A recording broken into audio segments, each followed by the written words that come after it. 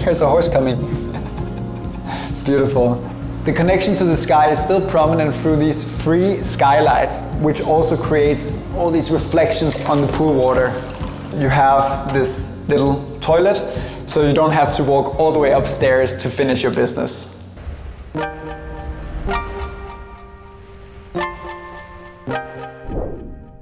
Ladies and gentlemen, boys and girls, welcome to Restless Living. My name is Christian Trampedag, and today we tour the Lemon Villa in the Portuguese countryside of Valpetra. The Lemon Villa is a 135 square meters renovated holiday home with a long rural history. In the past, a wealthy family owned and lived on a large compound property here in Valpetra, with supporting buildings dispersed across the natural land.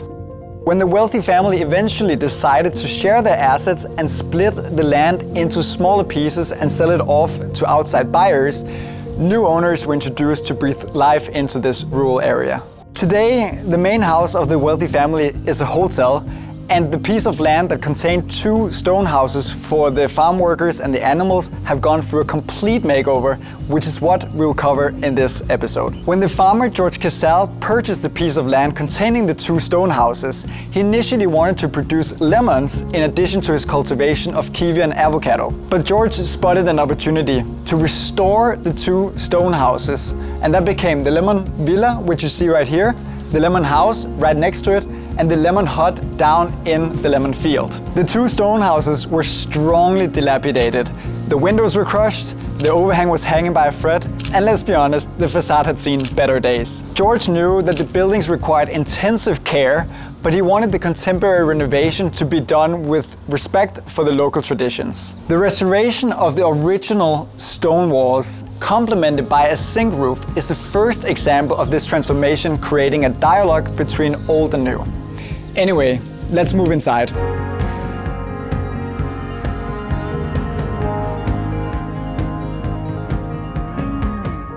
Inside the Lemon Villa, the program revolves around this open space where kitchen, dining and living is positioned as one continuous arrangement, a common preference in contemporary housing. In the kitchen, I really adore these countertops. I mean, look at the thickness of the surfaces. It reinforces the solidness of the rural farm building. And then, of course, with the yellow accent of these surfaces, you get like a lot of nuances to the exposed stone walls. The kitchen also features this wood-fired oven, which adds a countryside flair and of course allows the residents to cook in the traditional way. In any case, modern appliances have not been spared, so you always have like various ways to cook and prepare your dinner. Maybe you don't feel it, but I mean, the smell of basil, views of the farmland, I mean, lemons all over, so nice. And in connection to the kitchen, you have this little toilet, so you don't have to walk all the way upstairs to finish your business. Of course, no lemon villa without lemonade. Oh yes.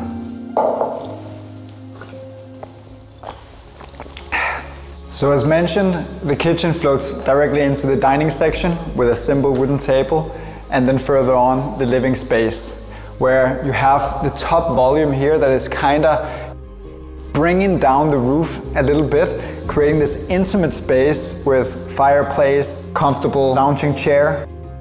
And then you have all these industrial details, the framing of the windows, the staircase. And the funny fact about all those steel details is that Jorge was actually welding it by himself. So you can see there's a lot of personal investment into this project. Before showing you the real MVP of the Lemon Villa, we'll just quickly head upstairs for the private section. The industrial staircase leads to this small central plateau positioned between the 2 bedrooms on each side. It is connected to the open living space below, and as you can see, there is this strategically placed window that frames the farmland views beyond.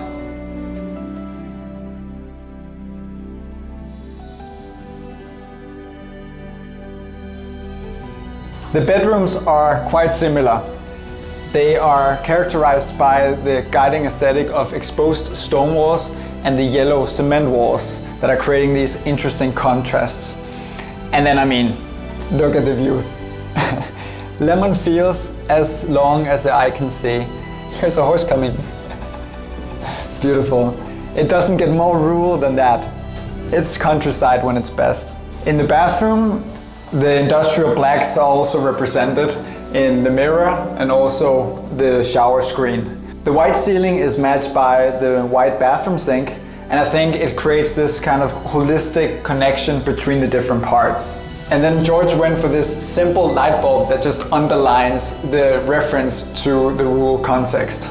Before we go downstairs, I just want to really take a second to appreciate this void space. I mean, it's so nice how they have removed the central part of this floor, because that's how it was in the original structure. It was just a full floor.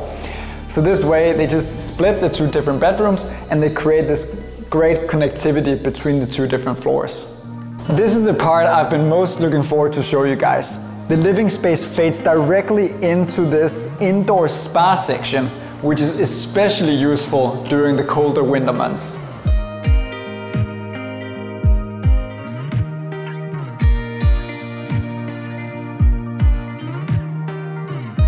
The pool has an interesting story.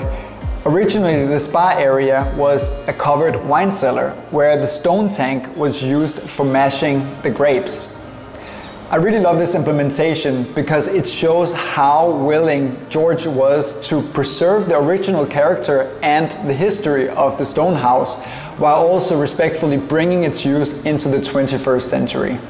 Even though the pool is placed inside, the connection to the sky is still prominent through these three skylights, which also creates all these reflections on the pool water. Then when summer approaches, you have this amazing stone terrace with far-reaching views towards the farmland. I mean, is there a better place to be than just sit here, enjoy a great meal in the afternoon, or stay by the sunbeds to enjoy the sun? Then with the small horses walking around, I mean, beautiful, right? If the lemon villa falls short on space, the lemon hut is presented as a private guest house surrounded by endless rows of lemon trees. The hut is serenely nestled as a lovely reminder of the project's original idea, cultivation.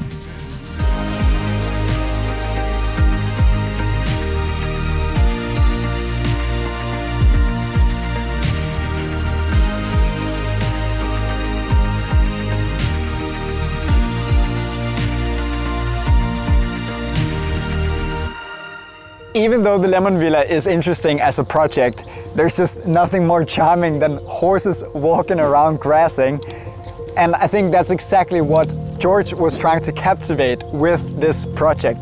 It's all about the rural setting, the countryside, the horses playing around, lemons, the smells.